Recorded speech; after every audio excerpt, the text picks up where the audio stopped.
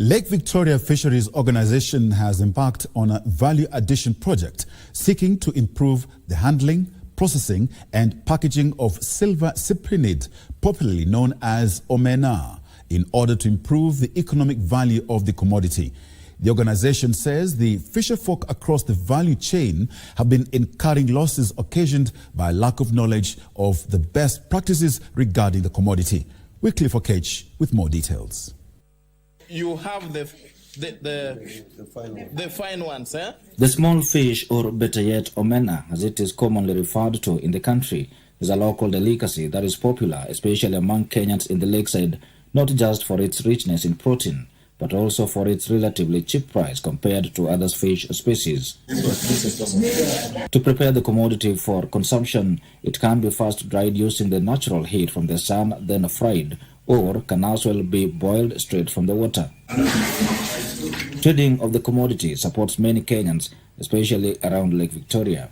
However, the traders at times experience losses, especially during poor weather conditions when the fish cannot dry in good time. We were just using the blender. To address the challenge, Lake Victoria Fisheries Organization is rolling out a project seeking to sensitize traders across the value chain on alternative ways to handle, process and package the commodity, both for the local and foreign markets. If all of us want to sell omena in a dry state, then we are going to lose the market.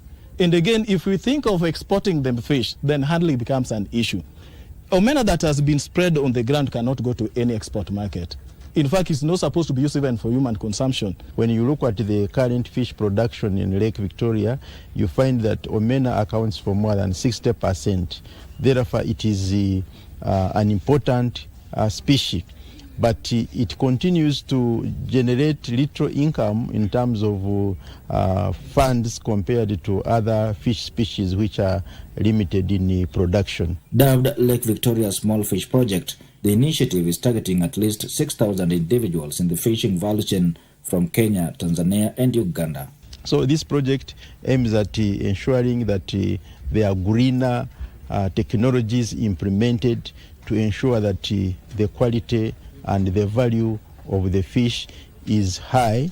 Tulijua tu ya kwamba blue band na peanut butter ndio best kwa mkate, but tumegundua ya kwamba pia dagaa tunaweza tukaitengeneza paste, tunaweza tukaismoke na tukaipreserve for a longer period.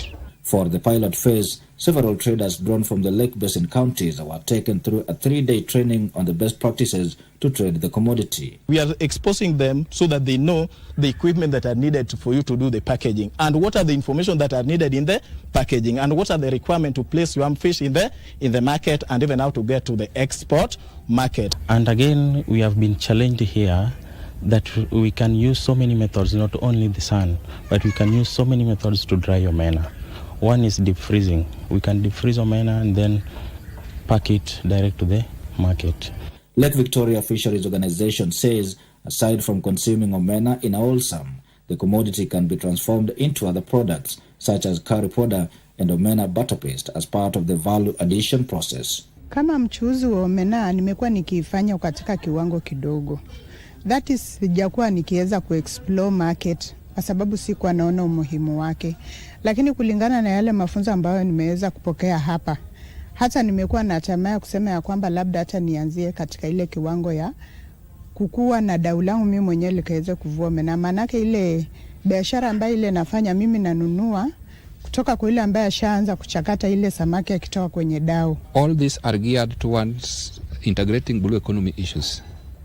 There is a blueprint for development of blue economy in Lake Victoria region under LREB. And that is why the president has taken it up to open up the lakefront. The organization is equally urging for the use of solar dryers as an alternative to the heat from the sun to minimize losses. For Channel 1 from Kisumu County, I am Wycliffe Oketch.